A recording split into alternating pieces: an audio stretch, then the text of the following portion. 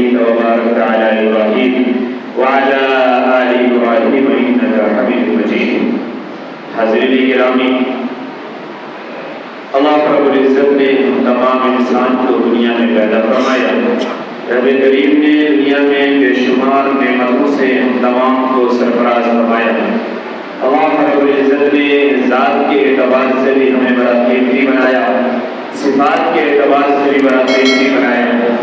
اللہ نے انسان وہ عظیم مخلوق کو بنایا ہے جس انسان کے اندر اللہ رب العزت نے اپنی دنیا کی سب سے قیمتی چیزوں کو سجایا اور رکھا. اللہ رب العزت نے پوری دنیا کو بنایا ہی ہم انسانوں کے لیے ہے اور ایمان والوں کے لیے ہے. اللہ رب العزت نے دنیا میں پیدا فرمایا.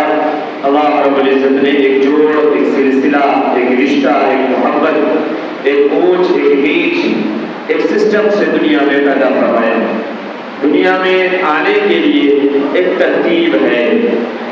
دنیا میں آنے کے لیے اللہ رب العزت نے ایک طریقہ رکھا ہے، ایک ترتیب رکھا ہے کہ پہلے ہمارے دادا ہوئے تھے، دادا کی شادی ہوئی، پھر ہمارے ابو ہوئے، پھر ابو کے شادی ہوئی، پھر ابو کے بعد سے دنیا میں ہم آئے. اب ہمارا نکاح ہوا، اب ہمارے بچے ہوئے ہیں، اب دادا چلے گئے ہیں. اس کا مطلب ہے کہ اب ابو کا نمبر ہے، اور ابو چلے جائیں گے تو کنفرم ہے کہ میرا نمبر ہے. اور پھر دنیا کا سلسلہ یہ چل رہا ہے، چلتا رہے گا. یہ ایک عام سنت ہے، سنت اللہ التي قد خلت من قبل. یہ ایک عام سنت ہے.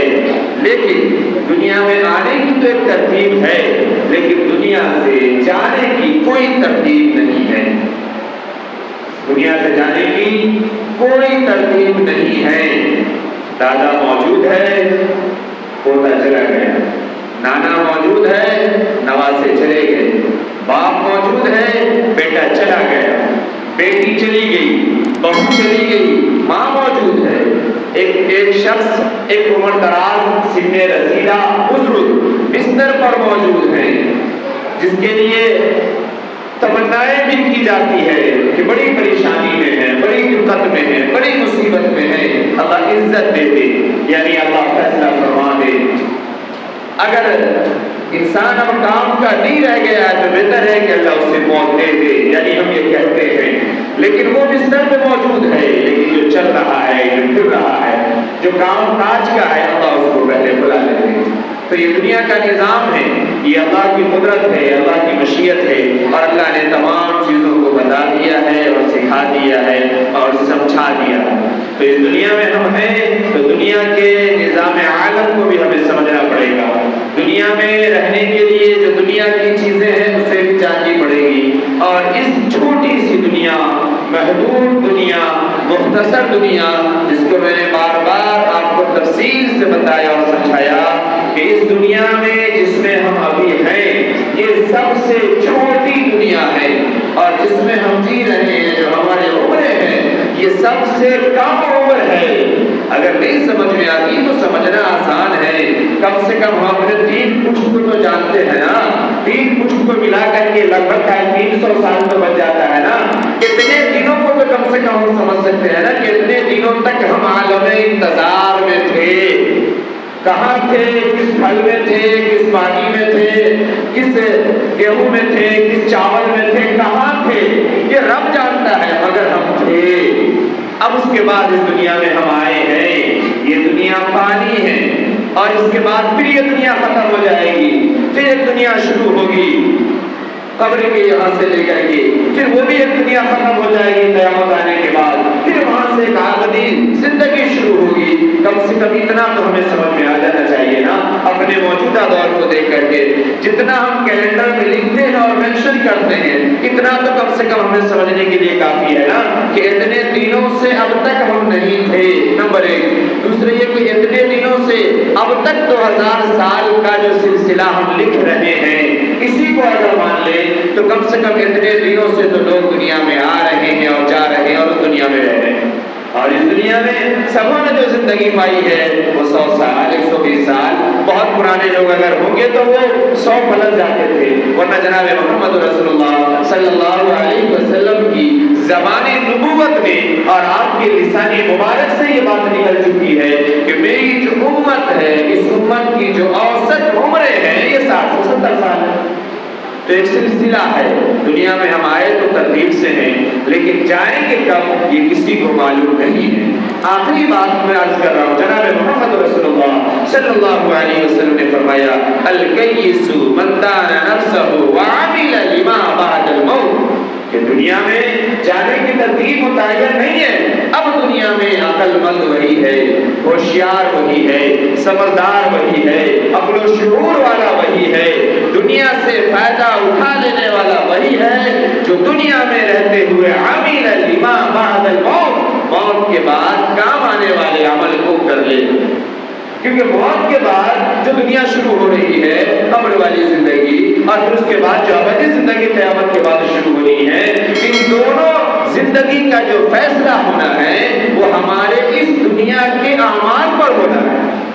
اور یہ اتنی بڑی زندگی کو بنانے کے لیے، ابدی زندگی کو بنانے کے لیے ایک آٹھ اور فانی اور مختصر اور سب سے کم وقت ہمیں دیا گیا ہے دنیا میں۔ ان کم وقتوں میں بھی اگر آپ کبھی بیٹھ کے اس کو ڈیوائڈ کریں، کبھی بیٹھ کے آپ سوچیں، تو اگر کسی کی عمر اوسط اگر 60 سال ہے بھی تو 20 سال تو یوں ہی نکل جا رہا ہے، بچپن آئیے بچپن آئیے۔ اس کے بعد 20 سال تو زندگی کے دھکے کھانے میں نکل رہے ہیں، اور جب 40 کے بعد ہو رہا ہے تو کوئی حصہ کام نہیں کر رہا ہے۔ جب صحت ہے تو مسجدیں خالی ہے، اور جب صحت گر جاتی ہے تو پھر مسجدوں کی تمنائیں کرتے ہیں۔ جن کے پاس صحت نہیں ہے وہ مسجد میں ہے، اور جن کے پاس صحت ہے وہ باہر گناہوں میں لگے۔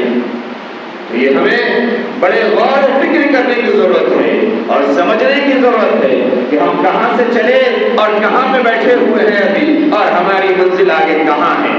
آج میرے محترم بزرگوں اور دوستوں، ہم سب کو دنیا کی ہر چیز سے گلہ ہے، دنیا کی ہر چیز سے شکوہ ہے، جبکہ حقیقت یہ ہے کہ دنیا میں جس کو جتنا جو ملا ہے یا جس کو جتنا جو مل رہا ہے یہ اس کے مقدر کا ہے، اس سے کم یا اس سے زیادہ اس سے مل نہیں سکتا۔ اس کے لیے وہ لاکھ کوششیں کر لے، جان کھپا دے، دنیا سے تو جا سکتا ہے لیکن اپنے مقدر سے زیادہ نہیں پا سکتا ہے، اور وقت سے بھی زیادہ نہیں پا سکتا ہے۔ اور اللہ نے تو خود یہاں تک باتیں سمجھا دی اور بتا دی کہ دیکھو اگر آخرت کی کوشش کرو گے، قرآن میں بھی آیات اللہ نے اتار دیا، حدیث مبارکہ میں بھی یہ بات موجود ہے کہ دیکھو اگر آخرت کے لیے کوشش کرو گے، اور اگر من کان یرید حرث الآخرۃ نزد لہ فی حرثہ ومن کان یرید حرث الدنیا نؤتہ منها وما لہ فی الآخرۃ من نصیب۔ یہ سب سے خطرناک بات ہے، وما لہ فی الآخرۃ من نصیب۔ اگر دنیا مانو گے ہو سکتا ہے کہ تمہیں دنیا مل جائے، لیکن یاد رکھنا پھر آخرت میں تمہارا کوئی حصہ نہیں ہوگا۔ اور اگر تم آخرت کی کھیتی کرتے ہو، آخرت بناتے ہو، اللہ فرماتے تم اگر تھوڑا کوشش کرو گے نا ہم اس کا 10 گنا بنا کے دیں گے، 70 گنا بنا کے دیں گے، احادیث موجود ہے کہ 700 گنا بنا کے دیں گے۔ یہ ہے اللہ کے نبی صلی اللہ علیہ وسلم نے یہ بات بتائی اور سکھایا۔ دیکھو اللہ فرماتے ہیں کہ بندے نے کیا مانگا یا بندہ کیا مانگ رہا ہے۔ اگر بندہ آخرت کے بارے میں سوال کر رہا ہے تو یقیناً میں اسے عطا کروں گا، آخرت اسے مل جائے گی، آخرت کے معاملات کو ہم اس کے آسان کر دیں گے۔